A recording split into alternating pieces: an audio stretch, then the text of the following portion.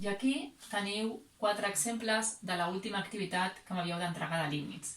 Els dos primers, fixeu-vos que són directes, perquè si jo faig el límit quan x tendeix a infinit d'això d'aquí, fixeu-vos que això d'aquí, com tenen el mateix grau, agafar els coeficients de grau més gran, queda 3/5 elevat a infinit, i per tant això és 0 perquè recordeu que si la base és més petita que 1, elevat a infinit això tendeix a 0, I en canvi aquest d'aquí, fixeu-vos que em queda 5/3, tenen el mateix grau, agafar els coeficients de grau més gran, elevat a 3 per infinit, que és infinit. I en aquest cas és infinit, perquè recordeu que si la base era més gran que 1, aquest límit tenia infinit. On estava el problema? Doncs quan la base era 1, que 1 elevat a infinit és una indeterminació, que són com aquests dos que tenim aquí. Jo en el vídeo us vaig explicar dos mètodes per fer aquests límits i per tant faré cada un d'ells amb un mètode diferent, perquè tingueu un de cada. El primer, recordeu, el primer hem de fer el límit, que això és 2 entre 2, per tant 1 elevat a infinit, i per tant és un límit del número e. La primera forma era, recordeu que 1 més 1 dividit entre una funció elevada a una funció, això tendeix al número e, i per tant havíem d'intentar transformar aquestes operacions, havíem d'intentar transformar tot això en una operació d'aquest tipus. Per tant, fixeu-vos, el primer que fèiem era límit, quan x tendeix a infinit, d. Tinc 2x menys 2, i perquè jo tingui aquí un 1, en el numerador de tenir el mateix, per tant, 2x menys 2. I ara pensàvem, a veure, si aquí tinc 2x més 1 i aquí he ficat 2x menys 2, és que l'hauré de sumar 3, perquè 2 menys 3 és 1. I per tant, això em queda límit, quan x tendeix a infinit, de, fixeu-vos que això es pot partir amb això d'aquí més això d'aquí. I per tant em quedarà 1 més 3 dividit entre 2x menys 2. Ja s'assembla una miqueta més. Ara hem de tenir un 1 en el numerador i tinc un 3. I per tant divideixo entre 3 la fracció. I em quedarà límit, quan x tendeix a infinit, de 1 més 1 dividit entre 2x menys 2 entre 3.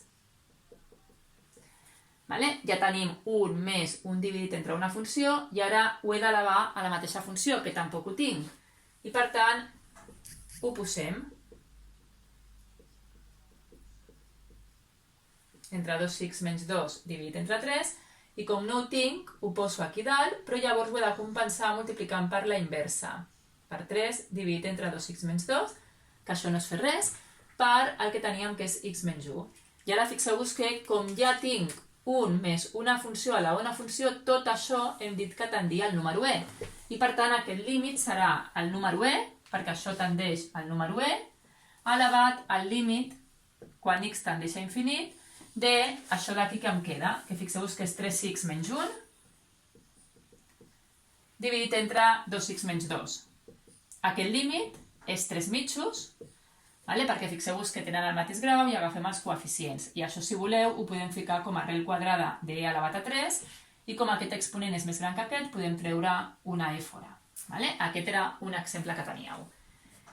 I ara aquest segon exemple el farem però utilitzant la fórmula. Recordeu la fórmula que vam dir que si el límit, quan x tendia a infinit, d'una funció elevada a una altra, això em donava 1 elevat a infinit, podríem dir que el límit havíem de fer e elevat al límit, quan x tenia a infinit, de l'exponent multiplicada per la base menys 1.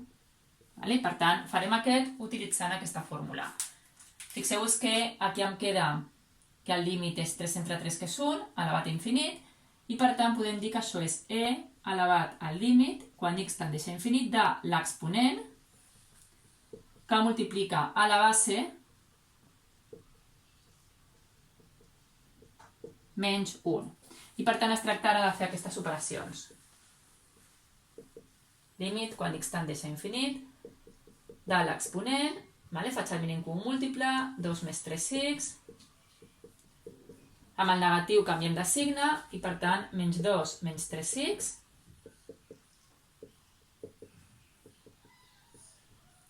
de x menys 2, i aquí em quedarà el 3x i el 3x se'n va, i queda menys 1 dividit entre 2 més 3x.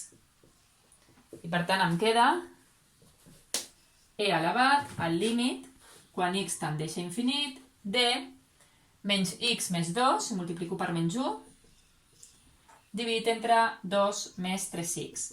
I ara, com fem sempre, tenen el mateix grau, per tant, agafem els coeficients de grau més gran i serà e elevat a menys 1/3.